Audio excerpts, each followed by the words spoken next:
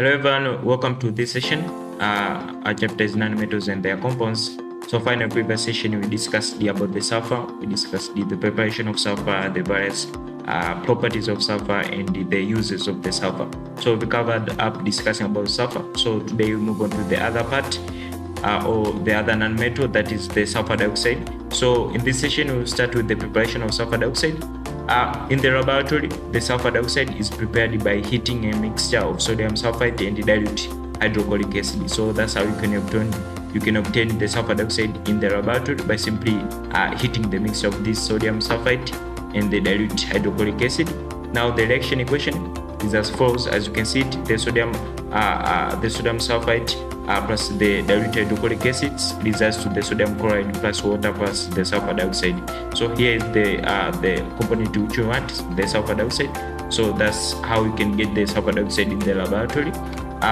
Alternatively, the sulfur dioxide, it can be prepared by heating a mixture of the concentrated sulfuric acid and the copper. Now in this case, there is no reaction until the mixture in the flask becomes hot. Now then rapid effervescence occurs and the gas is usually collected as shown. So here's how you can collect the gas, the sulfur dioxide. But that's how all of it, how the reaction, how it occurs. The copper plus this concentrated sulfuric acid leads to copper sulfate plus water plus the sulfur dioxide. So that's the other way, or the alternative way on which we can prepare the sulfur dioxide.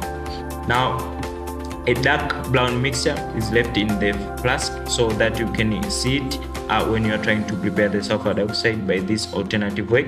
Now it contains the hydrous copper 2 sulfate, and it also contains various impurities. So that's all I have for this session. We've discussed the preparation of the sulfur dioxide. I hope that's clear for this session. So in the next session, we'll move on to the properties of the sulfur dioxide. So I hope that's clear for now, and thank you.